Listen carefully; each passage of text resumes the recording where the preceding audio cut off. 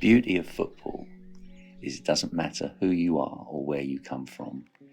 You can leave everything behind and get involved. My name's Luke Ayton and I'm the founder of Baddow Spartak Soccability here in our wonderful community club, Baddow Spartak FC. Well, what inspired me to start Soccability here at the club was just over 5 years ago I found out that in Essex there's over 22,000 young people that are registered with a special need and or a disability. And when I looked around Chelmsford, where we are today, in the county town of Essex, there wasn't a single offering of football anywhere for young people. So I approached the club where I had been running mainstream football teams for 10 or so years and said, look, can we have a look at this and start a Soccability section? And the club said, yeah, go for it.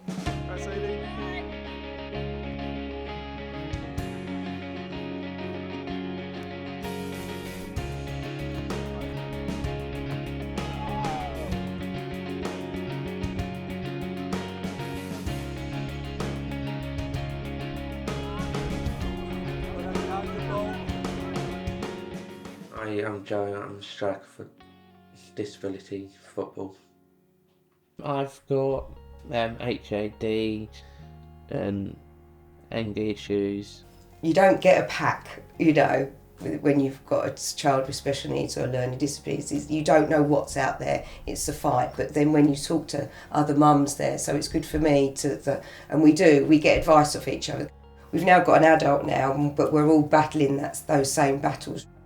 We didn't really go to many external clubs because it's just so mainstream. But then Soccability came along, which opened it up for him to do an external club.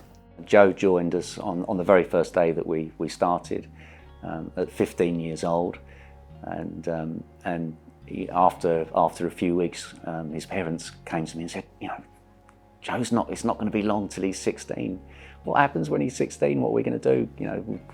Joe's been waiting for something like this for 9 or 10 years, and so because of that we started an adult section. I could tell you about lots of memorable moments and experiences, but I suppose one that really stands out was last season when our adult team won the Essex FA Championship division for Essex. So we had the full celebrations, trophy parade, champagne spraying everywhere, and that was an incredible moment to see those young people experiencing what everyone else experiences when they win something. My name's Jay. I'm 11 years old, and I suffer with Tourette's, ADHD, ASD, F&D, severe anxiety, and a couple of other things which just trigger on my other things. One of my tics is basically putting my middle finger up, and I done it, and then I told it I done that to the people who I done it to, and I had my lanyard, had my jumper on, had a cap on, all Tourette stuff basically, and they basically they were coming round and they stopped there, opened their window and basically said, "You idiot, you shouldn't be doing that," blah, blah, blah, and they spat at my mum. Sometimes I cry quite a lot because I can't control it, and I think sometimes I can go into some sort of depression because I'm like, why do I have to be like this? And yeah, it's really hard. We started mainstream football, didn't he, with Baddow? Yeah. And then they said that he would be more suited to the Soccability team. So we give you a little time. We spoke to him because obviously he was going to mainstream sports and stuff like that. Mm-hmm. And then he said, yeah, he was going to give it a go. And as you can say, the rest is history. Ronnie was born with cerebral palsy but was diagnosed at around age 2. At school, my friends were playing football and I had to stay in the school library, like playing games and reading books, and all my other friends were outside.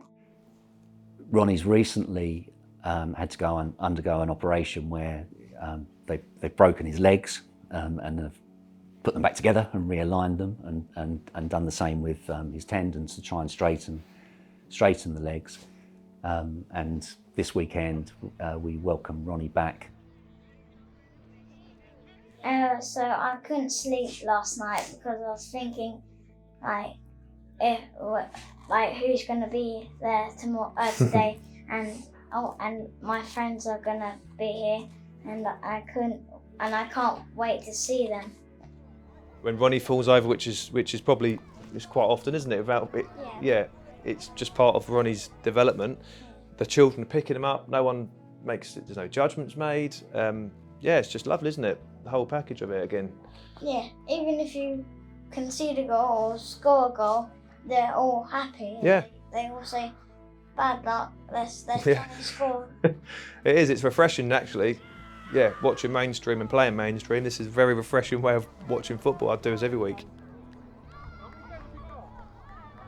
Sonny is, I can only describe Sonny as a legend for what he does. You know, he's been running Soccability longer than I have, and is an absolute inspiration to us. And you see that when you see Sonny's club come over here today. You know, the amount of people, various abilities, but every single one of them's got a smile on their face, and that's down to Sonny and the atmosphere that he's created. Our expectations are quite normal. They just want to let everybody enjoy the game, and let them have fun, and just let them play football, really.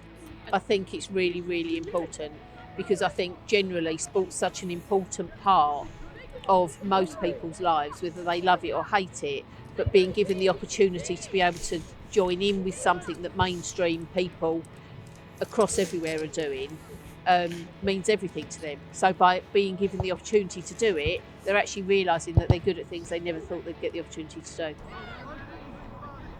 We're football mad, and with Ronnie being diagnosed with cerebral palsy at the time, it was a bit of a blow, because as a parent you do picture wrongly your child maybe playing football, and there's a bit of pressure there.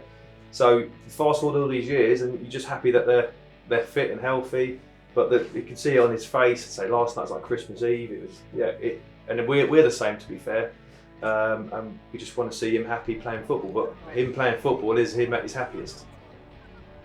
When I see these young people enjoying themselves, having fun, making new friends, smiling, that's when you know that whatever we've put into this is the right thing to do. What do I think about Luke? What words can you explain? Oh, he's brilliant. He's good for the kids. He's good for the team. He's good all round. I think, yeah.